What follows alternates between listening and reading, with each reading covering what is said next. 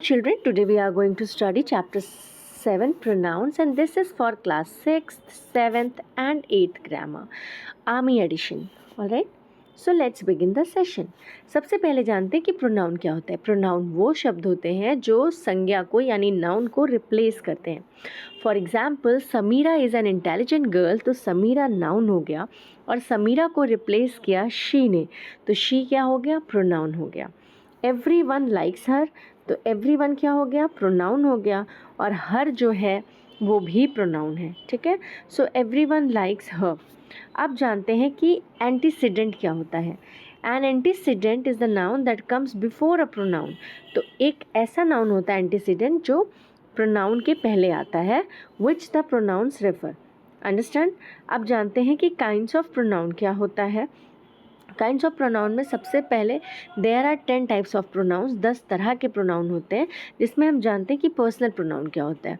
Personal pronoun वो pronoun होते हैं जो नाउन को एज अ सब्जेक्ट रिप्लेस करते हैं. इन्हें हम नॉमिनेटिव या सब्जेक्टिव प्रोनाउन भी कहते हैं.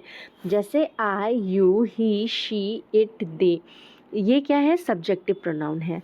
जैसे ही एंड आई, अब ही और आई क्या हो गया? सब्जेक्टिव प्रोनाउन हो गया. वी क्या हो गया? सब्जेक्टिव प्रोनाउन हो गया. तो ये क्या होते हैं? ये सब्जेक्टिव प्रोनाउन होते हैं. इनको सब्जेक्टिव प्रोनाउन इसलिए कहा जाता है क्योंकि ये नाउन को एज अ सब्जेक्ट रिप्लेस करते हैं. अब जानते हैं एक्यूजेटिव प्रोनाउन. एक्यूजेटिव प्रोनाउन वो प्रोनाउन होते हैं जो ऑब्जेक्ट का या फिर ऑब्जेक्टिव केस का काम करते हैं. ठीक है, for example me, you, him, her, it, us, ये सब क्या है? Objective pronoun. Read the following sentences. Everyone likes me. Robert drove me to the airport to receive us. For him, this is not a big problem. So, in the first and second sentences, me and us play the role of the objects of the verbs likes and meet. In the third sentence, him plays the role of the object of the preposition for. Now let's understand possessive pronoun क्या होते हैं. Possessive pronoun जो possessive और ownership का काम करते हैं उनको हम पजेसिव प्रोनाउन कहते हैं. For example, I like flowers, do you like mine. तो यहाँ पे mine means my flowers. So here it is working as a possessive pronoun. वो पजेशन को शो कर रहे होते हैं. Understand. Now practice time. Complete the following sentences with suitable personal pronoun given in the brackets. Tick the correct option. अब यहाँ पे आपको बताना है कि कौन सा सही है. Ankita invited both Apoorva and me. इसलिए लगाएंगे, तो हम me क्यों लगाएंगे? क्योंकि me ऑब्जेक्टिव केस में है. The next is the Matthew and we. Why we? We is the correct option. Why we? Because we are going in our car. यहाँ पे we subjective case है. The Giri drives Tim and, अब गिरी drives के बाद में यहाँ पे Tim and हर हो जाएगा क्योंकि ये as an objective case use हो रहा है. Right, wait, let me fix it here. The next is the girl drives Tim and her. यहाँ पे ये ऑब्जेक्टिव केस यूज़ हो रहा है. Why didn't you sit between her and me. Okay, the books belong to them and us. The man asked her several questions after the programme. Either she, क्योंकि यहाँ पर अब सब्जेक्टिव केस यूज़ हो रहा है इसलिए. Mister Algu let's Abhijit and the correct option will be Avijit and I use his power mover. Now the next question, fill in the blanks with personal or possessive pronouns. We want to go for the weekends, but we have a problem. What is the problem? What is that? Well, we need a tent. We gave ours to my uncle and he hasn't brought it back.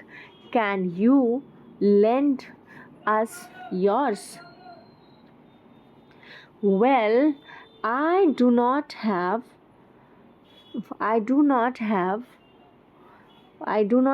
mine. Right now, Selena has got one. Can you ask her for the tent? No, hers is too small for the two of us, and it is not like yours. Well, Mike has got one too. What is wrong his? It means what is wrong with his you can say with his umbrella. No, it's terribly old and it lets the rain in. Okay, what about the Browns? Theirs is nice and big. What about the Browns? So theirs is nice and big. आप जानते हैं कि reflexive pronoun क्या होता है? Reflexive pronoun वो pronoun होता है जो सब्जेक्ट के एक्शन को रिफ्लेक्ट करता है. जैसे I washed myself clean in the bathtub. ठीक है, मतलब मैंने खुद से धोया. अब एम्फेसाइजिंग क्या करता है? उसको बहुत ही ज़्यादा एम्फेसाइज करने की कोशिश करता है. जैसे I myself met the king. Read the following sentences with reflexive और emphatic for the pronoun in colour. Right. तो सबसे पहले मैं आपको बता दूं एक ट्रिक. अगर ये इम्फेटिक प्रोनाउन होगा तो ये सब्जेक्ट के तुरंत बाद आ जाएगा. लाइक सब्जेक्ट अगर सोनिया है तो सोनिया के तुरंत बाद आ जाएगा हर सेल्फ, हिम सेल्फ. और अगर ये रिफ्लेक्सिव प्रोनाउन है तो वर्ब के बाद आएगा. This is the trick. So let's begin. Varun himself made this T shirt. अब आप देख रहे हो कि वरुण के तुरंत बाद हिमसेल्फ आ रहा है, तो this is an example of emphatic pronoun. Now, Arika herself, this is again emphatic pronoun. We helped ourselves, this is reflexive pronoun. Reflexive. Okay. Now, the next question. Emma, did you take the photo by yourself? Again, reflexive pronoun. Next is, we helped, I myself wrote this poem. This is emphatic. I myself is emphatic. Now, the lion can defend itself. The lion can defend itself, it is reflexive. Now the next one, Tim and Gary, if you want more milk, help yourself. तो Tim and Gary help yourself, ये emphatic है.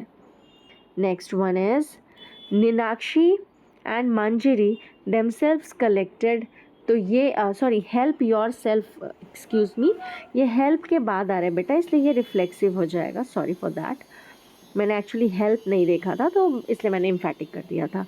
यहाँ पे Neelakshi and मंजरी के तुरंत बाद themselves आ रहा है, तो this is एम्फैटिक. Okay. Now let's understand demonstrative pronouns. Demonstrative pronouns are used to point something they refer, like this, that, these, those. तो जब this, that, these, those, तो ये किस में आ जाएंगे? demonstrative pronoun में. Okay. So let's solve the distributive pronouns. आप जानते हैं कि डिस्ट्रीब्यूटिव प्रोनाउन क्या होता है? डिस्ट्रीब्यूटिव प्रोनाउन जैसे कि हम ईच से सेंटेंस बनाते हैं, एवरी से, ईदर से, नीदर से, तो इस तरह के जो वर्ड्स हैं हम प्रोनाउंस का यूज़ करके सेंटेंसेस बनाते हैं, that is called distributive pronoun. अब इन्हें डिस्ट्रीब्यूटिव प्रोनाउन क्यों कहते हैं? क्योंकि डिस्ट्रीब्यूटिव प्रोनाउन एक ऐसा प्रोनाउन होता है जो हमेशा सिंगुलर, मतलब कि it should be followed by singular noun and verb. ये इसकी स्पेशलिटी होती है कि सिंगुलर वर्ब और सिंगुलर नाउन इसके साथ में यूज़ होता है. आप जानते हैं इंडेफिनिट प्रोनाउन. इंडेफिनिट प्रोनाउन का वो प्रोनाउन होता है जो डेफिनिट नहीं होता है किसी भी स्पेसिफिक, किसी भी पर्सन के लिए, किसी भी थिंग के लिए. हम किसी भी स्पेसिफिक पर्सन की बात यहाँ नहीं कर रहे होते हैं, जैसे कि another, anybody, anyone, anything, everybody. So these are called indefinite pronouns. Now read the following sentences. Many are called but few are chosen. So यहाँ पे many और few क्या हो गया? Indefinite pronouns हो गया. अब solve करते हैं, practice time. देखते हैं. Note the underlined pronouns in the following sentences. Write demonstrative, distributive and indefinite pronouns for them. तो यहाँ पे either of you can choose the debate topic. So either of you, it means it's a distributive pronoun. Distributive. Next is Alice could not hear anything at the concert, so this is indefinite pronoun. Okay. Next one, I would like those में हो जाएगा demonstrative, so this is demonstrative pronoun. Next one, neither of the answer is true, this is neither of the answer, ये आपका हो जाएगा distributive pronoun. Okay. Neither और each, ये दोनों आपका डिस्ट्रीब्यूटिव प्रोनाउन हो जाएगा. DISTRIBUTIVE, distributive pronoun. Now this is, these are of my favourite things. तो these against these is what it is, demonstrative pronoun. Demonstrative. Let me write it. DEMON. Demons. TRATIVE. Demonstrative pronoun. Next, all क्या हो गया? Indefinite pronoun. Indefinite pronoun. Okay. Next one, each of you has to come at the right time. It means each का मतलब हो गया.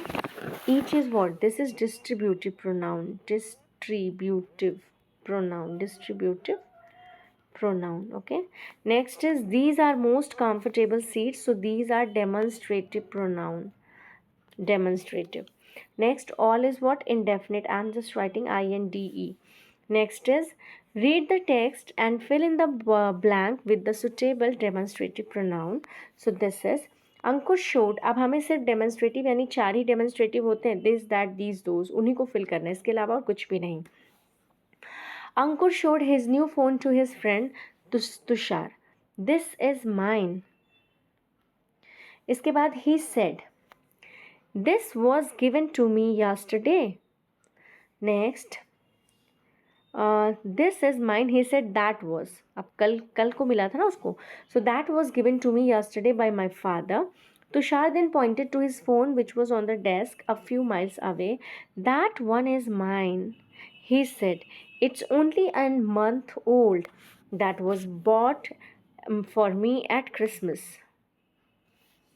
Ankur switched on the display screen on his phone and showed it to Tushar. These are all the applications I have on my phone, he said. Which dress do you want to buy, Revati? Said Nisha. These ones here. There are some amazing ones on the rack over there. I like those, said Nisha. Nisha walked over and took a pink dress from the rack. This matches my shoes. I will take these, she said. At the checkout, Revati spotted some hair clips behind the counter. We will take those too. ठीक है. Okay, here pink dress ना, एक ही dress की बात हो रही है यहाँ पे. I like those, said Nisha, walked over and took a pink dress from the rack. This matches my shoes. I will take this.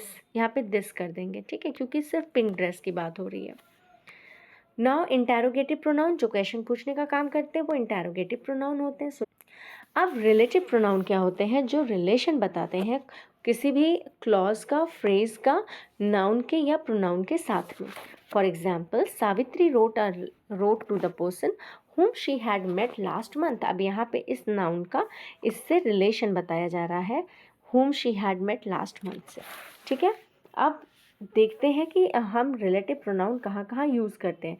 तो जब हमें पीपल के बारे में रिलेशन दिखाना होता है तो हम उसके लिए हु, ऑब्जेक्टिव केस में हुम और पजेसिव केस में हुज़ का यूज़ करते हैं. ठीक है. और इसके बाद में जब पजेशन की बात करते हैं तब हुज़ लगाते हैं. इसी तरह थिंग्स में विच, इसके बाद में ऑब्जेक्टिव केस में भी विच और पजेसिव केस में हुज़ लग गया. पीपल और थिंग्स के लिए हम सिर्फ दैट लगाते हैं और दैट उस केस में यानी ऑब्जेक्टिव केस में भी हो जाता है और पजेसिव केस में हुज़. अब जानते हैं, अब चलते हैं क्वेश्चंस की तरफ. So these are some points given in your book which you can study. I'm just giving you the solution of the exercises. Okay. Now my uncle, अब यहाँ पे relative, अब uncle है subjective case में है तो और relation दिखाने का काम करें तो who लगाएंगे. My uncle who is a great scholar lives in Mumbai. The book which, book के लिए हम which भी लगा सकते हैं और that भी लगा सकते हैं. Now who do I ask for at the desk, है ना. who do I ask. Next question is, आप whom का भी यूज़ कर सकते हैं. ठीक है. This is the player whom the committee selected to be the captain, जिसे चुना. और who do I ask for at the desk, मतलब उस डेस्क के लिए मुझे किससे पूछना चाहिए, और whom do I ask, दोनों सही है. Next question is, who brought this mobile phone to school. who brought. Next, the story was about a girl who wanted a house of her own. The man with whom I spoke to gave me the right direction. Which of these keys are yours. Who is the guy you were talking to? Move these hats. Which of these do you prefer? Now, which is your favorite color? Now the next one, join each of the following pair of sentences using appropriate relative pronouns. He is a cheerful boy who, अब यहाँ से dot हटा देंगे, यहाँ पे लिखेंगे who. Everybody loves, then full stop. A man gave me an umbrella who, a man gave me this address, not umbrella. A man gave me this address I met on the train. A man whom, यहाँ पे हो जाएगा a man whom I met on the train, comma, फिर इसके बाद हम use करेंगे gave me this address. Understood? For the third one, you gave me an umbrella which I lost. यहाँ पे which हो जाएगा, full stop हटा देंगे. He was my teacher whom I will never forget. Whom I will never forget.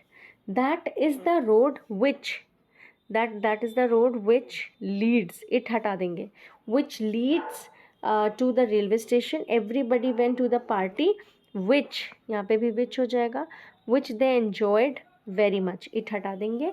I talked to the girl whose, अब यहाँ पे possession दिखाना है तो whose आ जाएगा, whose car had broken down in front of the shop. Thank you very much for your story. Thank you very much for your story, which was very interesting. So thank you so much for watching.